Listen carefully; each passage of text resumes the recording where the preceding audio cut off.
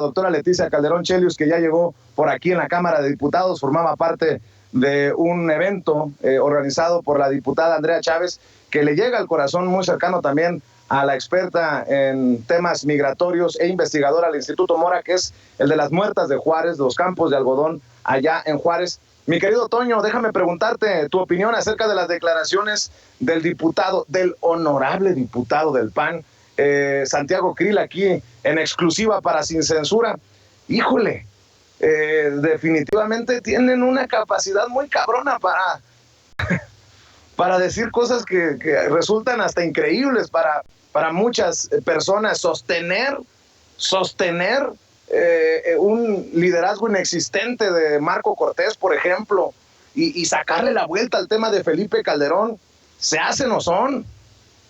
Vicente, lo que también es lamentable y que me duele muchísimo es que inventen, que mientan directamente, no a Vicente Serrano, no a Toño Ruiz, no a Nancy Flores, no a Meme Yamel, no al equipo de Sin Censura, que le mientan a usted que nos ve y que nos escucha, que salga Santiago Krill, quien, insisto, no ha votado por él, bueno, pues no han votado ni en su colonia por él, ni en el muy oneroso fraccionamiento en el que tiene su mansión, votarían por él. Y que nos asegure que no puede dar más respuestas a Vicente Serrano porque tiene prisa, porque tiene que hacer esto y aquello. Eso es, en primer lugar, algo verdaderamente terrible porque le mienten a usted, no le mienten a Sin Censura, le mienten a usted que nos ve y que nos escucha, siendo un político, un servidor público que tiene que darnos la mayor transparencia y el tiempo suficiente para responder preguntas muy concisas que hizo Vicente Serrano. No se cae de la mata el discurso estúpido de que supuestamente existe una dictadura, una tiranía por parte de López Obrador, cuando es ese presidente el que se abre al diálogo, el que instruye a su secretario de Gobernación a que platique, a que hable con precisamente esa oposición que pide ya a gritos y en voz de Santiago Krill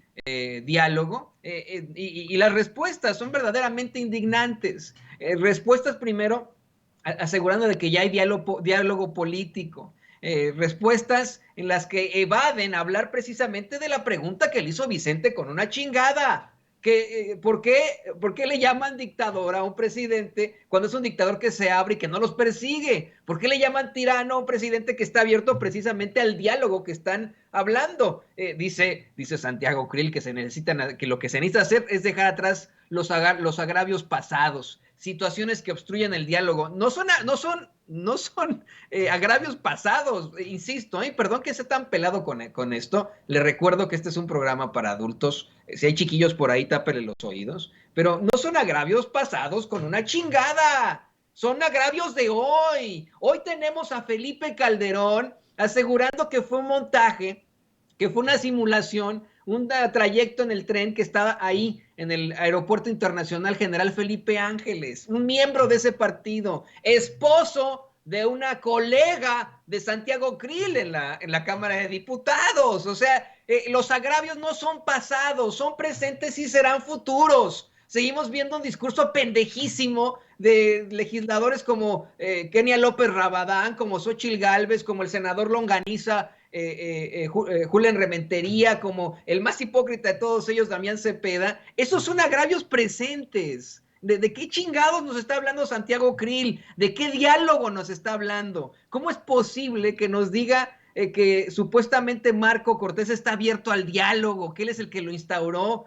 y que bueno, pues tienen que ver hacia el futuro, que en el pasado no se resuelve nada? No, en efecto, el pasado que nos dejaron ustedes, hijos de la chingada, con ese gobierno espantoso de Felipe Calderón en el que se abrieron las puertas del infierno, no puede traernos a los muertos a la vida una vez más. Ahí sí tiene razón el muy cabrón de Santiago Krill, Vicente, estoy muy enojado, al decirnos que ya no podemos regresar al pasado, que el pasado ya no resuelve nada. No, pero no lo vamos a olvidar nunca. No vamos a olvidar nunca que fue ese panismo, como menciona Nancy Flores, el encargado de establecer una serie de violaciones a los derechos fundamentales de los mexicanos. Y por eso yo les digo, vayan y chinguen a su madre.